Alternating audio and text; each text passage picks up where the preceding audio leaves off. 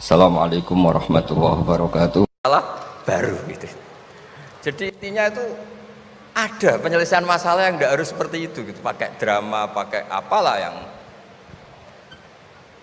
Terus cerita ketiga, banyak peristiwa-peristiwa sosial. Saya ulang lagi, peristiwa-peristiwa sosial yang penyelesaiannya itu juga agak lewat pengadilan. Ada ayat wa Daud wa Sulaiman idh yahkumani fil harthi idh nafashat fihi ghanamul qaum. Itu yang diceritakan di beberapa tafsir. Ada cerita unik begini. Ada dua perempuan kakak beradik, sama-sama punya anak. Kebetulan sama-sama ganteng. Karena masih kecil itu kan mirip. Saya ulang lagi, karena masih kecil itu mirip. Karena sama-sama Arab, tidak Arab sama Kebumen. Kalau sama Kebumen kan hidungnya beda, sama-sama Arab, bukan sama-sama Arab, sama-sama ganteng. Singkat cerita, yang satu ini dimakan serigala, anaknya yang satu dimakan serigala. Kemudian semuanya mengklaim yang dimakan tuh anak kamu, bukan anak saya, sehingga anak satu ini milik saya. Yang satu bilang, ini anak saya yang selamat, yang anak kamu dimakan serigala. Nabi Daud ketika ada pengadilan seperti itu menghukumi yang argumentasinya meyakinkan. Sudah, ini milik kamu karena kamu lebih berargumentasi. Setelah keluar, kata Nabi Sulaiman, pas itu masih kecil, kalau hakimnya saya, keputusannya tidak seperti itu. Karena Nabi Dawud itu demokratis. Saya pokoknya tidak akan keluar dari jalur Quran sebagai pemenuhan, karena saya Profesor Quraisy, Profesor Zain itu orang yang sangat menepini Quran. Terus kata Nabi Dawud, Sulaiman sini, sudah kamu saja yang mengadili. Ternyata apa Nabi Sulaiman itu? Ngambil pisau. Mana anak yang selamat? Ini, udah kita bagi dua saja supaya agak konflik gitu. Terus ada yang nangis histeris, nangis, yang satu tenang saja. Terus sama Nabi Sulaiman, anaknya dikasihkan yang nangis. Ini ibu beneran ini, berarti ini ibunya beneran ini, anaknya mau dipotong nangis, kamu mesti ndak, masa anaknya mau dipotong diam aja. jadi ternyata sebagian pengadilan dulu itu pakai perangkat psikologis. Gak mungkin secara naluri normal orang anaknya mau dipotong membiarkan, itu pasti tidak ibunya itu. Akhirnya dimenangkan yang nangis tadi. Jadi banyak cerita di literatur saya. Itu tidak semua masalah atau kemungkaran atau maksiat atau apa itu diselesaikan pakai cara-cara mempermalukan di depan umum atau pidato berapi-api yang mojokkan sana sini. Cerita saya yang terakhir adalah tentang Rasulullah Muhammad SAW. Itu ada orang yang jenisnya hipersek atau hiper lah. Itu dia mau masuk Islam tuh problemnya karena dilarang zina, dilarang seks bebas. Gaduh di masjid itu. Nabi memang kalau nemuin tamu di masjid karena itu wilayah publik. Nabi tanya, loh kenapa gaduh? Itu ada pemuda yang ingin masuk Islam tapi yasta'dzinu fi zina, dia minta izin supaya tetap boleh zina. Nah, kenapa gaduh? Semua sahabat melarang karena itu nggak mungkin, makanya nggak boleh ketemu jenengan itu. Kata Nabi, enggak apa-apa, suruh ketemu saya. Setelah ketemu Rasulullah di depan beliau, apa betul kamu pemuda yang ingin masuk Islam tapi minta izin tetap boleh zina? Iya ya Rasulullah. Apa jawabannya Nabi itu unik. Atuhibbuhu li ummik, pertama, kamu suka kalau ibu kamu profesinya seperti itu kemudian dinikmati hidung-hidung belang? Enggak Nabi, kalau ada orang gitu sama ibu saya tak pukul. Atuhibbuhu li bintik, kamu suka punya putri yang jadi mainannya orang-orang hidung belang? Ya enggak Nabi. Atuhibbuhu li ammatik, kamu suka kalau itu terjadi di bule kamu? Sampai nyebut sekian orang-orang yang dicintai pemuda itu. Akhirnya pemuda itu, wallahi, demi Allah saya tidak pernah melihat sesuatu seburuk zina, seburuk itu. Dan demi Allah saya tidak akan zina lagi. Jadi logikanya diset oleh Nabi, dan Nabi tidak ngancam neraka, tidak marah, tapi logikanya diatur. Itu pula yang sering digunakan di Quran, sering ada kata kul aro'aitum, ya kan banyak di Quran. Aro'aitum itu orang diajak berpikir bersama. Ya, jadi menjaga kemajmukan, menjaga ukhuwah itu dimulai dari cara menyelesaikan. Tidak semuanya harus pakai marah-marah, pakai apa. Dimulai dari Allah sendiri. Dalam banyak cerita di Quran, di hadis itu suka hal-hal yang kecil, yang keseharian. Makanya dulu itu kalau ulama ditanya, saya ini tidak punya uang padahal ingin makan enak, Ij'al idama ka'al ju'a. Ya, lauk paling enak itu satu, yaitu lapar. Kalau kita puasa, makan apa saja enak karena lapar. Orang sudah lupa, ngiranya makan enak itu kalau menunya atau lauknya sesuai selera, itu keliru. Ij'al idama ka'al ju'. Jadikan lauk terbaik adalah lapar. Wah, kita mau tidur gak enak gini-gini, ingin cari tempat yang enak. Ya, makanya Kiai kuno kalau nasihati anak-anaknya, kamu kalau ngaji makan yang enak, tidur yang enak. Maknanya jangan tidur kalau gak ngantuk banget, jangan makan kalau tidak lapar banget. Itu pasti semuanya menjadi enak. Nah, orang sudah melupakan kearifan-kearifan begitu, sehingga solusi-solusi yang dibikin ini lompatannya malah kacau, karena sebetulnya itu ndak adatnya Allah. Terus yang terakhir, ini makalah yang saya bawa dari dalam. Ini mungkin nanti Pak Munjid bisa belajar. Bisa ya tadi, bisa dijual ini. Karena sekarang itu ngaji itu pokoknya keren lah sekarang. Ngaji sekarang tuh fid dunya hasanah wa fil akhirati hasanah. Dulu ngaji itu hanya fil akhirati hasanah, enggak dapat apa-apa. Kalau sekarang tuh fid dunya hasanah wa fil akhirati enggak jelas. Karena sudah dapat upah itu. Nah, ini cerita, ini di tafsir Qurtubi, nafsiri ayat la khaira fi katsirin min najwahum illa man amara bi shadaqatin. Ikutnya suratun Nisa, nanti bisa dicari di, ya kalau orang UGM mungkin di googling mungkin 114 ayatnya. Sistem di pengadilan Indonesia, misalnya ada orang sengketa, kadang-kadang dilaporkan ke polisi itu silakan selesaikan secara kekeluargaan. Itu ternyata ini di tafsir Qurtubi, di kitab saya baca teksnya supaya nanti ditasih Pak Quraisy.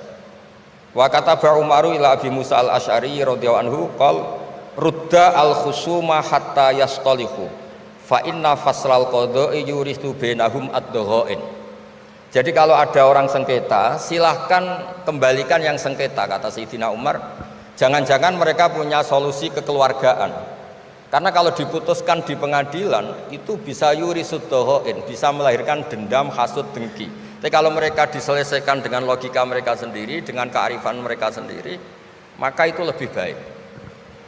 Ini juga yang dilupakan, setiap ada masalah itu dikasuskan di pengadilan. Padahal ini andaikan saya dalam posisi pengamat politik mungkin cerita, padahal bisa diselesaikan dijadikan menteri misal, tapi itu tidak wilayah saya. Tapi itu tidak wilayah saya. Andaikan saya datang sebagai pengamat politik mungkin contohnya itu, tapi saya tidak masuk wilayah itu. Cerita-cerita itu masyhur itu. Dulu ini cerita lagi ke Habib Quraisy di Abi Quraisy ya. Pernah ada orang itu saking solehnya beli tanah. Mestinya beli tanah seisinya. Lala tanah itu emasnya banyak. Setelah itu orang itu bilang, saya ini hanya beli tanah kok isinya emas banyak, ini gimana? Bilang sama penjualnya. Penjualnya nggak mau, enggak, saya jual tanah seisinya, emas itu milik kamu, enggak, saya beli tanah kok dapat emas. Itu dulu penyelesaiannya bilang, kamu punya anak putri, kamu punya anak laki, ya sudah besanan saja biar nggak kelio. Jadi dulu banyak cerita-cerita kearifan yang orang itu udah harus rame-rame di pengadilan. Ya tadi andaikan saya politik, mungkin contohnya nggak usah di MK lah, dimenterikan gitu. Misalnya andaikan saya politikus, tapi tidak, itu tidak wilayah saya. Jadi di antara kebaikan Islam, benan nas, bukan benal muslimin, bukan benal muslim wal kafir, benan nas. Kita rukun sesama non muslim itu juga ajaran Islam. La khaira fi katsirin min najwahum. Diskusi apapun tidak baik, kecuali diskusi-diskusi yang menyuruh kebaikan, menyuruh sedekah, au islahim bainan nas, atau diskusi yang menjadikan kita baik-baik saja, hubungan kenegaraan, hubungan kebangsaan, hubungan kemanusiaan baik-baik saja. Ya, sekian mukadimah saya, nanti ditambahi Abi Quraisy, Profesor Quraisy. Sekian, dan saya tidak salam dulu karena pasti provokatornya ini merovokasi lagi. Jadi kalau moderator itu kan bikin sesuatu indah, ini jadi tidak indah. Masa orang sesantun saya dibilang harimau, itu kan kacau itu. Itu nggak benar itu. Karena kalau di Indonesia, oh ini negara nggak benar, kayak hukum rimba, yang kuat menang. Yang kuat itu kan harimau, wah, jadi masalah kan. Lah itu sing dialami Nabi Ibrahim alaihis salam. Jadi Nabi Ibrahim kalau cerita nih cerita ben nggih pelajaran nggih jenengan bahwa kita meskipun nahi mungkar itu mesti ana nafsune. Nggih nahi mungkar wae ana napa? Nafsune. Nabi Ibrahim ini cara kitab hikam nggih. Ning gone bab tiyang sing mukasafah kok gak di rahmat al-ilahiyah itu dianggap maring rusak Islam. Nabi Ibrahim diangkat pangeran ning alam malakut. Bareng diangkat pangeran ning alam malakut dipertontonkan sama orang-orang yang tukang maksiat. Terus Allah tanya Ibrahim, menurut kamu mereka yang tukang maksiat diapakan? Bunuh saja ya Allah, karena mereka makan dari rezeki engkau tapi maksiati engkau. Mbak pangeran dituruti dipateni. Sampai 3 kali kejadian, ya maksiat itu mulai zina macam-macam lah, pokoknya yang enggak bener-bener. Mbak pangeran dituruti. Suatu saat walhasil Nabi Ibrahim itu nyembelih anaknya Ismail. Anakmu sembelih Ismail. Protes habis. Huwa samratu fuadi itu buah hati saya Gusti. Kok kon jenengan kon nyembelih ku piye? Kowe keberatan nggih keberatan Gusti niki anak kula. Jawabe pangeran, kowe gak eling zaman tak angkat ning alam malakut. Nek ana wong maksiat ngene-ngene mbok kon mateni tak turuti. Bareng aku ngongkon kowe kok mbok pikir. Kowe pas ngongkon aku ora tak pikir, ora usah ngongkon kowe kok mbok pikir. Terus Ibrahim jawab, "Lah niku anak kula Gusti." Wong-wong iku ya kawulaku. Sama aku gak gelo ke usul mutan mateni. Lah saiki ketok. Benere cerita hikam iku ketok. Pokoknya anggar wong mukmin mesti bejo. Fakul salamun alaikum. Mergo kata rabbukum ala nafsihi rahmah. Kata bos mestekno eko dadi mestekno sapa rabbukum pengenan sira kabeh. Allah memastikan pada dirinya sendiri atau Allah mewajibkan pada dirinya sendiri ar-rahmata ing mujudna rahmat. Soale yakin nek soale anggar ngaji, anggar saleh mesti kata rabbukum ala nafsihir rahmah. Anggar kowe kok mamang mlebu neraka iku berarti setan. Mantep ae ra bakal mlebu neraka. Tapi langsung mlebu. Gak usah mamang saiki langsung mlebu. Ora usah mamang. Saya keliru nih. Terus perasaan setelah iman masuk neraka itu perasaan yang salah. Wis wae yakin neraka itu ora alamatem. Napa? Ora alamat. Ya karena tadi satu enggak pegang kuncinya, napa? Terus kita tidak tahu posisinya di mana, neraka itu kita tidak tahu. Nah, swarga kan nggo kuncine. Mestine ya sak data napa? Posisine napa? Cara saniki Sherlock napa? Napa cara saniki apa? GPS. Mosok ana kuncine ora ana alamate kan enggak mungkin. Neraka kita tidak tahu alamat. Mbon akhir roh aku ora roh. Alamatin neraka jelas medit wis tak jelas. Karena medit deket-deket situ, napa? Ya kan bakhil qaribun minan nar kan at-taqiyyu qaribun minallah qaribun minal jannah wal bakhilu ba'idun minallah qaribun. Jadi kalau sampean kepen takok alamatin neraka ya medit itu deket-deket situ. Jadi alamatin neraka napa? Medit. Agar medit ya sudah deket. Saya di kawasan situ no. Jadi gampang kan kita takok alamatin neraka itu. Nah alamatnya wali ya qaribun minallah ya deket-deket situ. Jadi mau ngaji, syukur-syukur tiap ngaji ke apa layat yang tak apal, tak wajo, kondang tenang. Apa lo toati, wajo gue simaan toati. Ngumpul lomba. Dawe pangeran, eleng-eleng ya. Terus hampir semua ulama itu sepakat ya. Jadi dawe pangeran itu nanti ngikat itu statusnya dulu. Apa? Statusnya dulu. Nanti kalau status itu jelas, nanti ketentuan hukum ya hanya di status itu. Seolah lagi hanya di status itu. Misalnya gini, wa angzir bihil ladina yakhafuna. Peringatkan dengan Quran orang-orang yang punya rasa takut. Rasa takut akan nanti ketemu Tuhan. Yaitu tengororo mahsyar, ayyuhsaru ila rabbih. Nah, sekarang pertanyaan saya, yang merasa takut akan terjadinya mahsyar, terjadi ketemu Allah itu orang mukmin apa orang kafir? Enggak jawab itu. Orang mukmin. Ya, sepakat ya, karena yang punya perasaan yakhafun itu hanya orang mukmin. Sebab itu Imam Suyuti ngendikan wal muradu bihim al mukminun al asun apa? Wal muradu bihim al mukminun al asun. Jelas ini masih jalalan nih. Ganggu kira paham ya. Mulane sedurunge ngaji ku sinau kok nyocokno ilmu, paham. Jadi anggere aku kok cocok terus wis alim kok Gus Ba kan oleh enak. Terus minggu berikutnya ora usah ngaji kan wis padha napa? Lah ya jadi sedurunge ngaji kok sinau. Kok ternyata keteranganku kok padha ya wis langsung mulai ngono padha. Ya, lah narasi nau terus pinter neng kere malah ngeklaim ladu nih. Malah repot meneh. Tapi kalau seneng sing keklaim, gampang syukur, napa? Kalau baleni malih. Saya banyak baca tentang ulumul Quran, banyak baca selalu. Status itu penting sekali. Ya saya ulang lagi ya.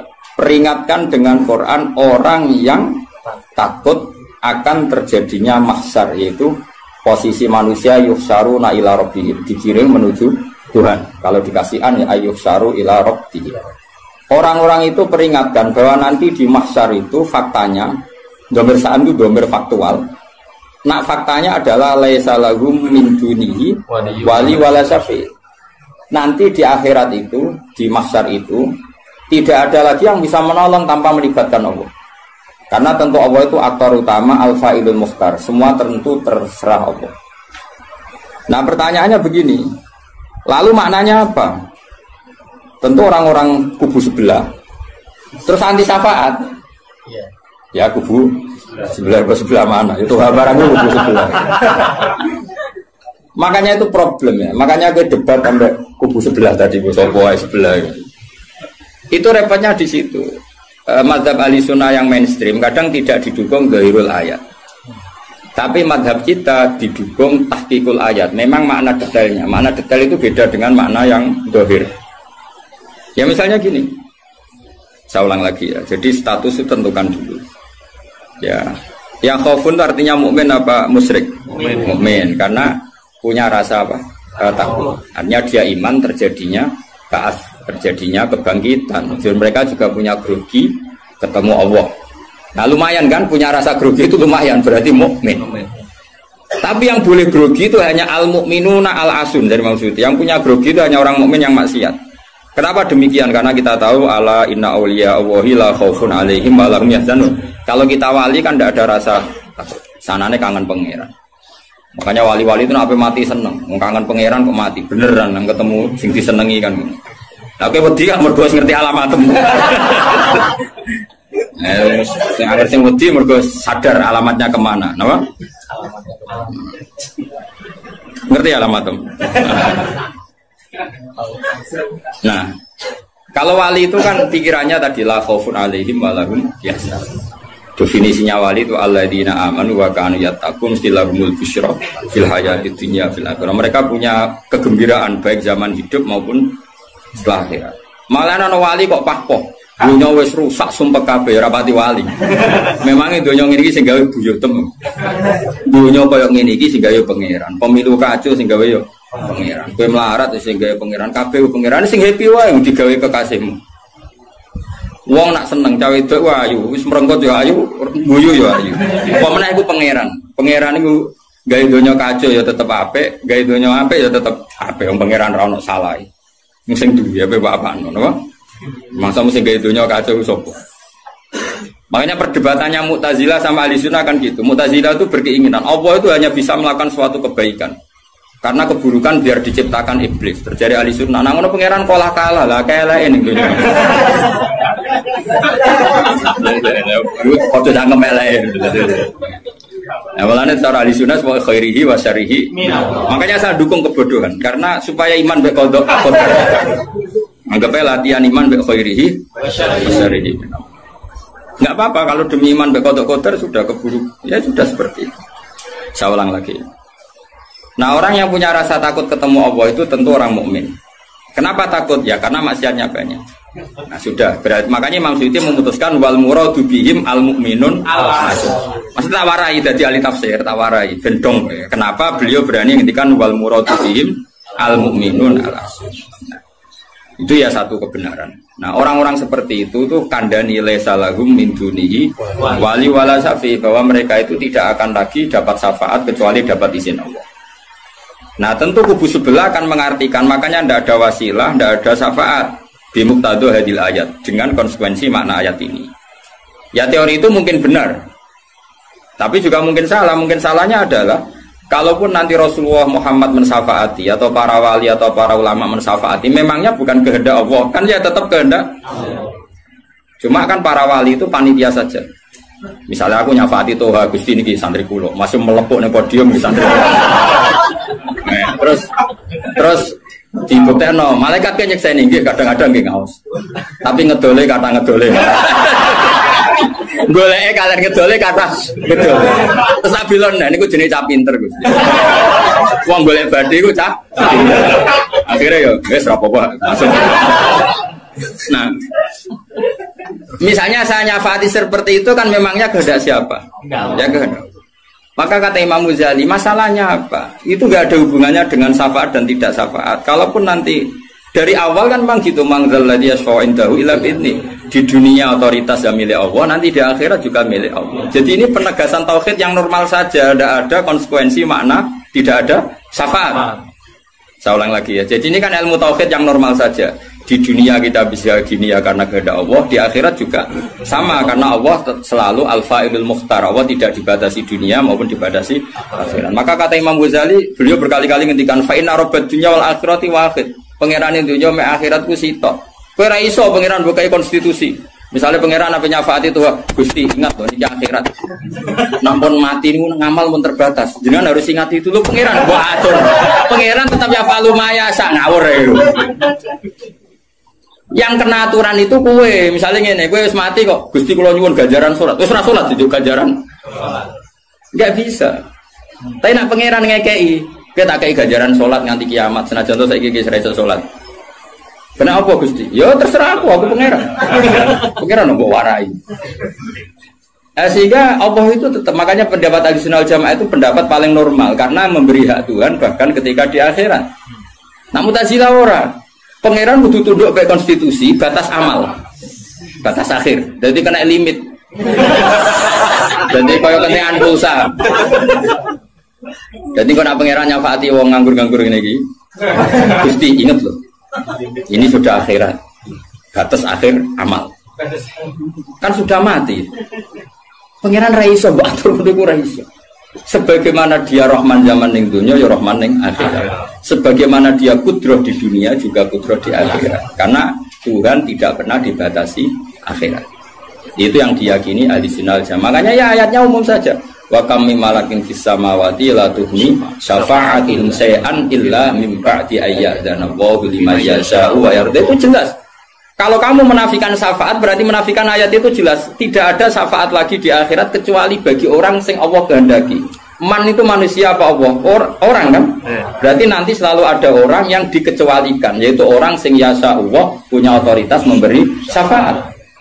Kalau istisna itu tidak ada gunanya, lalu kita percaya apa? Coba kalau orang bilang gini, Ja'al qaumu illa Zaidan, itu Zaid datang kan?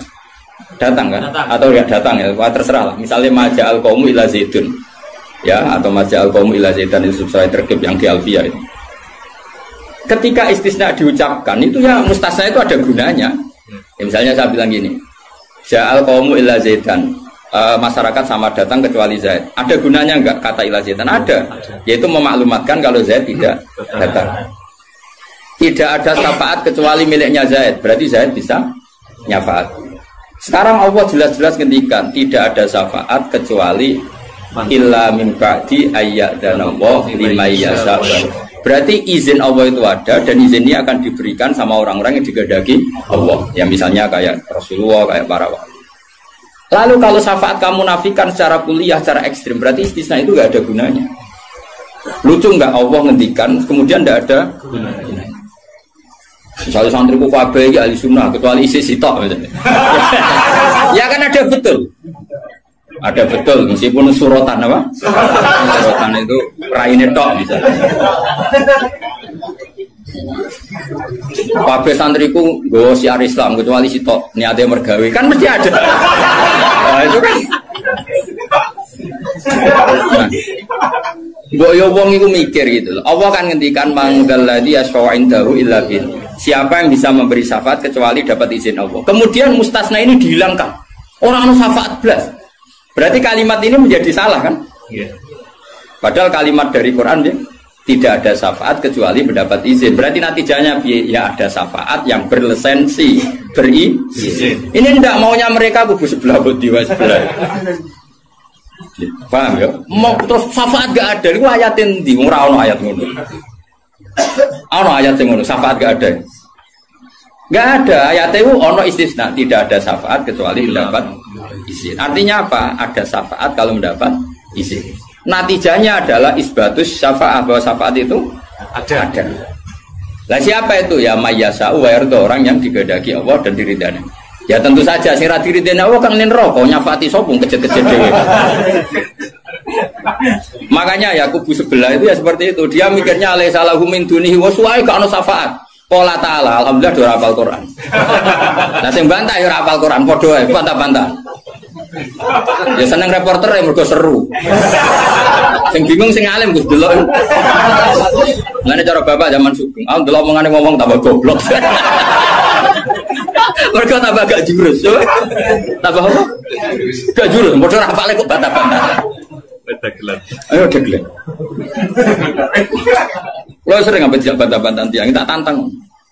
Ya apal Quran, enggak. Apal hadis, enggak. Kelas sampai aku ngaji ora debat. Debat itu kudu imbang. Masa Mike Tyson di musono LS Pikal. Ya mati no LS Pikal. Debat itu imbang, nek apal Quran, apal hadis, debat be aku. Iso cocokan ayat. Nang ngene iki kowe ngaji alif bata ae. Tak ulangi ikra tak kira ati. Cara Kiai Bisri kan nak ngamuk kubu sebelah Kiai Bisri zaman Sugeng.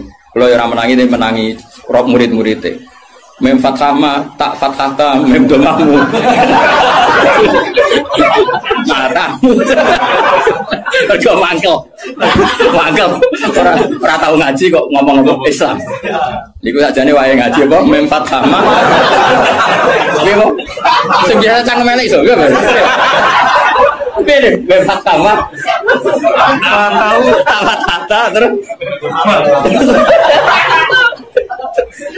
Tadi agar orang mau ngerasa ngaji kok, sok kiai kon meja. Bebas sama. Ya sih gue. Gue nak tercangkem elek, langsung elek. Tidak apik lali, saya elek. Kakak elek nih gue. Gak apa-apa pangeran sepurane akeh tenang ae. Tak lapor pangeran. Eling-eling. Saya ulang lagi, ini penting sekali dalam ulumul Quran. Tentukan dulu siapa itu. Baru nanti ayat itu ini takmim apa khos. Ya saya ulang lagi, takmim apa khos. Jika misalnya ayat dihukum. Saya kan keahlian saya memang nekuni fikih.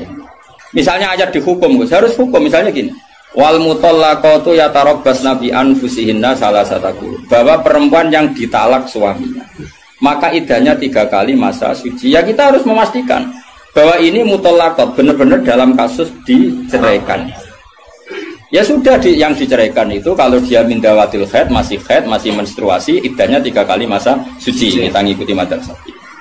Nanti ada konteks di mana orang itu tidak mutallaqat tapi ya tidak bersuami, misalnya suaminya meninggal.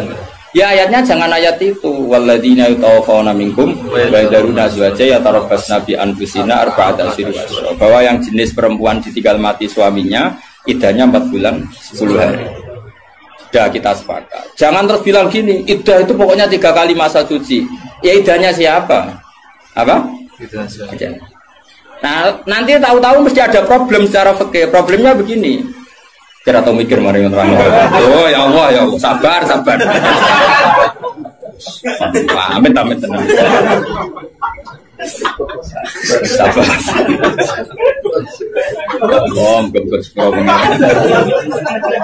Problemnya kan gini mestinya kue ujung juga tok dari ngaji tuh. Jadi sunnah Rasul orang yang juga tok ngalim ya sunnah Rasul. Apal Quran ya sunnah, lomo ya sunnah. Jadi meskipun ke fair, kalau kue jabatan ya sunnah Rasul. Tapi sing alim ya sunnah Rasul. Milih sing gampang apa sing angel? Cangkemmu aku rasa ngomong. Nah, rungono ya. Problemnya begini. Lalu apa semua wong itu haid? Apa semua perempuan itu haid? Lalu kalau mutallaqat sudah tidak haid gimana? Padahal konteks itu. Nah, ini makanya mirip kayak tadi syafaat. Ya yang diidahkan dengan haid ya yang haid. Kalau yang enggak haid ya kita cari ayat yang lain. Dan alhamdulillah kita hafal Quran sehingga tetap tahu. Yang enggak haid itu masuknya ayat wallahi ya isna minal makhidi min nisaikum inirtabtum fa'iddatuhunna salasatu asyuri wallahi lam yakhidna. Jadi kalau perempuan tidak haid karena menopause itu iddahnya 3 bulan atau yang belum haid. Paham jelas ya? Jadi ayat itu pastikan subjeknya siapa tentang siapa, jangan langsung diartikan enggak ada syafaat. Dalile surat An'am nomor piro? Biasanya apa ayatnya reswa ayatnya? Nomor itu. Lihat ayat nomor sekian. Nah ya iku bunine piye aku. Rata-rata iso ta ora? Ora iso. Lah aku bela kowe ya ora iso pisan. Muatan wong. Ahli sunah zaman akhir ruwet, dibela jebule padha ra isane. Amit tenan. Makanya kan kelihatan kalau syafaat itu ada kan tadi saya ulang lagi ya. Tidak ada syafaat kecuali kepada orang yang mendapat izin. Berarti harus ada aktornya. Orang yang mendapat izin itu harus ada. Dan itu Rasulullah Shallallahu Alaihi Wasallam dan para sahabat, para wali, para ulama. Sama. Kalau perempuan itu iddah 3 kali masa haid atau masa suci, berarti ada yang haid. Ya sudah kalau yang haid iddahnya seperti itu. Lalu yang enggak haid ya kita carikan, karena pasti ada orang yang perempuan itu sudah ada. Nah itu ayatnya wallahi ya isna minal makhidi min nisaikum in irtabtum fa'iddatuna salah satu asyuri wallahi lam yakhidna. Paham ya? Jelas ya? Artinya kita jelas.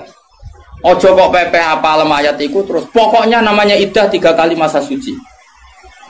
Terus ayat arba'ata asyuri wa asrobu lebok nih. Terus ada masalah lagi, perempuan yang hamil itu udah haid lagi. Nah itu masuknya ke ayat wa ulatul ahmali ajaluhunna ayyatuna hamlahun kalau hamil.